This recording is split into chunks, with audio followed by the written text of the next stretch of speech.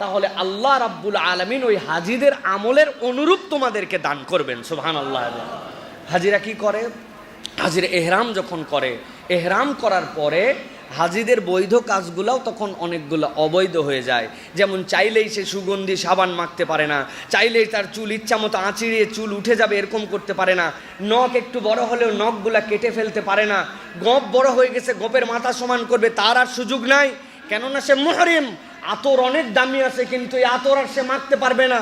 পায়ের গোড়ালিটা যেন অবমুক্ত থাকে এরকম হাজার দামি স্যান্ডেল আছে, পড়তে পারবে না। নবীজি বলছেন তোমাদের মধ্যে হাজিদের এই আমলের সাথে একটা আমল করার সুযোগ আছে। কি সুযোগ? নবীজি বলছেন ইযা রাআইতুম হিলাল যিল হিজ্জাতি ওয়া আরাদা আহাদুকুম আন ইউযাহিয়া ফালইউমসিক আন শা'রিহি ওয়া আসফারিহি হাত্তা ইউযাহিয়া। নবীজি বলছেন তোমাদের মধ্যে কেউ যদি কুরবানি দেওয়ার নিয়ত করো অথবা বুঝতে পারো যে আমার কুরবানি দেওয়া ওয়াজিব, তাহলে যেই না জিলহজের চাঁদের 1 তারিখ হয়ে যাবে এরপর থেকে সে যেন তার চুল না কাটে, গায়ের কোনো পশম যেন না কাটে, আর নখগুলি যেন না কাটে যতক্ষণ পর্যন্ত না সে কুরবানি দেয়। যদি এই আমল করে হাজিদের অনুরূপ তার আমলটা আল্লাহর কাছে কবুল হবে। সুবহানাল্লাহ। অতএব হজে যেতে পারি নাই, কিন্তু এই হাজিদের সাথে আমার একটু সম্পর্ক হোক, বন্ডিং হোক, আল্লাহ রাব্বুল আলামিন ওরকম নেক আমার আমলে দান করুক। এটা একটা দেশে থেকেও আমাদের গ্রহণ করার সুযোগ আছে। এদিকে আমরা সতর্ক হব ইনশাআল্লাহ। আমরা আগের থেকে জানার চেষ্টা করব কোন তারিখে আমাদের জন্য জিলহজের চাঁদ উঠবে। যে জানবে এটা জানান। কত আজে বাজে স্ট্যাটাস দেন আপনারা, আমি অবাক হই। কতগুলো স্ট্যাটাস দিলেও তো আপনার সওয়াব হয়, অথচ আপনি সেই স্ট্যাটাস দেন না কেন?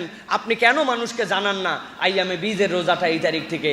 ভাই আগামীকালকে সোমবার, এই রোজাটা সোমবারের সাপ্তাহিক রোজা। ভাই জিলহজের চাঁদ উঠবে কিন্তু আপনিও কুরবানি দিবেন। আজকে আপনারা পরিষ্কার হয়ে যান, 29-এ উঠতে পারে, 30-এ উঠতে পারে, আমরা কিন্তু আগামী 10 দিনে আমরা এটা করব না। কত আজে বাজে জিনিস শেয়ার করে, কত আজে বাজে জিনিস ফলো দিয়ে রাখে, কিন্তু এইগুলোর ক্ষেত্রে মুসলমানদের কোনো আগ্রহ নাই। আমরা একজন আমল করব, অন্যজনকে জানাবো। কি হবে? আদ-দাল্লু আলাল খাইরি কাফাইলিহি। কেউ যদি কাউকে কল্যাণের রাস্তা দেখায় সে তার অনুগামী হিসাবে ওই লোক আমল করে যা সওয়াব, আপনি তাকে স্মরণ করায় সমান সওয়াব। এই জন্যই তো আমরা স্মরণ করাই না। বেটা আমি খালি বলে দিলাম সব সওয়াব নিয়ে নিল, এরকম বিষয় না। নবী করিম সাল্লাল্লাহু আলাইহি ওয়াসাল্লাম একই মাসলা বলছেন, ওই ইফতারির ক্ষেত্রে তোমার ভাইকে খাওয়াও, আল্লাহ তোমার সওয়াব দিবেন, তবে লা ইয়ানকুসু আনহু আমালুহু, তার আমল থেকে কিছুই কমানো হবে না, সেও পূর্ণ সওয়াব পাবে। সুবহানাল্লাহি ওয়া বিহামদি। তাহলে এইটার ক্ষেত্রে আমরা মনোযোগ দিব ইনশাআল্লাহ। আরেকটা বিষয় হচ্ছে প্রিয় ভাইরা, সেটি হচ্ছে আধুনিক যে আমাদের সমাজ, এই আধুনিক সমাজে আমাদেরকে নতুন করে অনেক বার্তা শেখানো হচ্ছে। এই বার্তাগুলোর মধ্যে একটি বার্তা হচ্ছে যে কুরবানি নিয়েও আপত্তি করে। মুশফিকুর রহিমের কথা এর আগে বলেছি, বাংলাদেশের ক্রিকেটার, উনি কুরবানি করার পরে ওনার অস্ত্রটা হাতে নিয়ে এরপরে বলছেন আল্লাহর জন্য আজকে কুরবানি দিলাম। এটা ফেসবুকে দিছে, ফেসবুকের কমিউনিটি রেস্ট্রিকশানে চলে আসছে, পুরা দেশব্যাপী তোলপাড়। এটার দ্বারা একটা অমানবিক কাজের তিনি জিনিস করলেন, কিন্তু এটা দেখাবেন কেন? আমাদের সমাজ সেকুলার হতে হতে এত দূর পর্যন্ত আপডেট হয়েছে, এত দূর পর্যন্ত সাহসী হয়েছে যে মুসলমানদের কুরবানির বিধান নিয়ে, মুসলমানদের অন্যান্য ইবাদত নিয়ে তারা নানান ধরনের কথা বলে। আল্লাহ রাব্বুল আলামিন এদেরকে হেদায়েত দেখ, আর আমাদের কমিউনিটিকে এই সকল ফিতনা থেকে বেঁচে থাকার মতো তৌফিক দান করুক। মুসলমানদের যে ইবাদত, যেটা আল্লাহ বলছেন এটা আমি প্রকাশ করতে বলছি, আপনাকে এটা প্রকাশিত রাখতে হবে। আমি বলতেছি না আপনাকে তলোয়ারের ছবি ফেসবুকে দিতে হবে, কিন্তু আপনার ইবাদত নিয়ে আপনার মনের মধ্যে কোনো যেন দৈব নীতি না থাকে, তাহলে আপনি মুনাফিকে পর্যবসিত হবেন। আপনার মনের মধ্যেও কথা শুনতে শুনতে মনে হয়েছে আসলেও কি এরকম করা উচিত কিনা। যদি এইটা হয় তাহলে বুঝবেন আপনার অন্তরের মধ্যে নিফাক ঢুকে গেছে।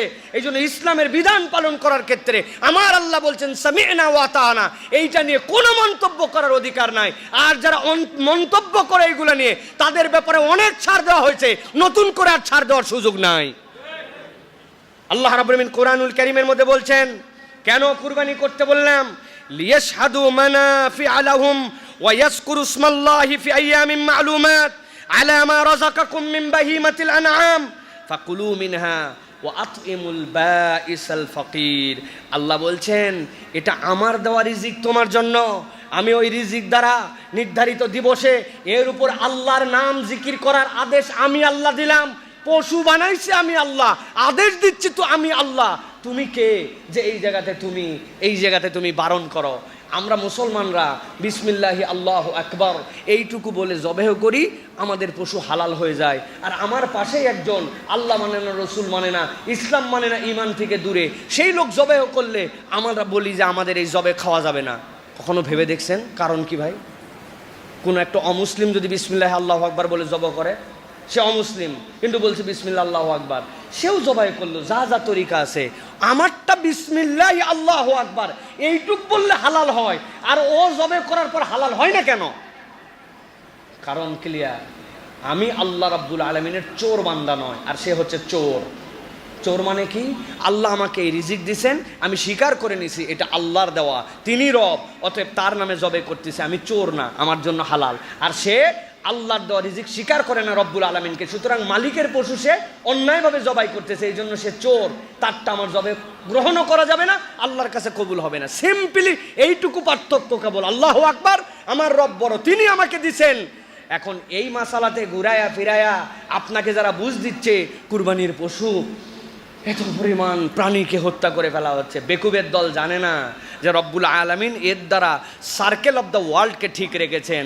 কুত্তা তো কেউ জবাই করে না আমাদের দেশে, তাতে তো প্রত্যেক জায়গায় কুত্তাতে গিজগিজ করে ফেলার কথা, কারণ ওর তো 5-6টা করে বাচ্চা হয়, কিন্তু কুত্তার বাচ্চা কোথায়? আর প্রত্যেক দিন কয়েক কোটি কয়েক লক্ষ ছাগল খেয়ে ফেলে বাংলাদেশে। কোনোদিন তো কোনো বিয়ের অনুষ্ঠানে আকাল পড়লো না যে ছাগল পাইলাম না জন্য আমাদের বিয়ে আটকায় আছে।